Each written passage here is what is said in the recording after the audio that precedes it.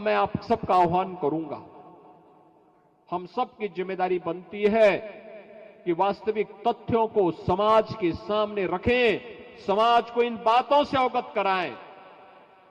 तथ्य प्रमाणित है, आपके सामने प्रमाणिक तथ्य होंगे।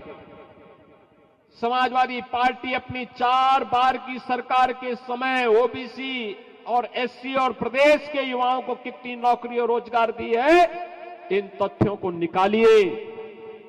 और भारतीय जनता पार्टी की सरकार पिछले 7 वर्ष में कितनी की है, यह भी समाज के सामने रखिए।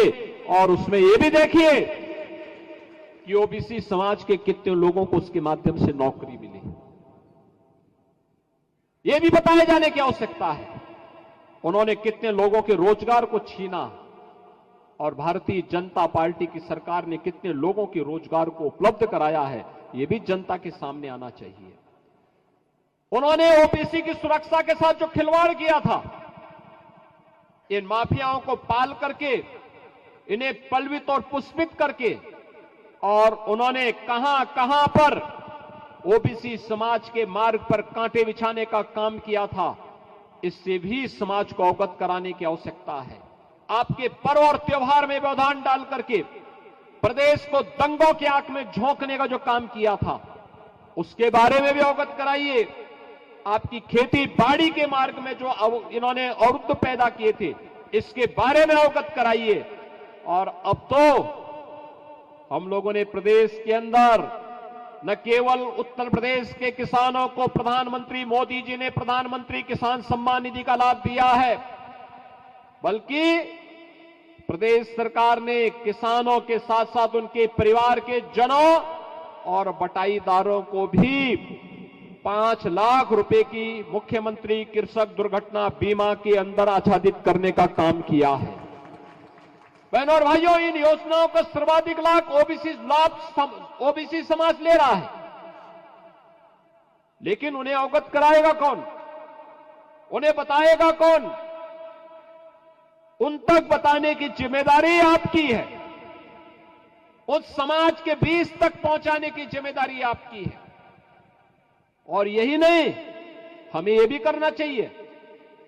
आप समाजवादी पार्टी के समय ओबीसी के कितने छात्रों को स्कॉलरशिप मिलती थी, और इस समय नरेंद्र कश्यप ही हमारे इस विभाग के मंत्री हैं, ये अपने आंकड़े भी प्रस्तुत करें और बताएं कि 2475 रुपए हमने 2475 करोड़ रुपए केवल और केवल ओबीसी वर्ग के छात्रों के लिए आज स्कॉलरशिप के लिए हमारी सरकार ने दिया है, जबकि समाजवादी पार्टी की सरकार इसकी आधी पैसा भी नहीं देती थी, आधे छात्रों को भी स्कॉलरशिप नहीं देती थी।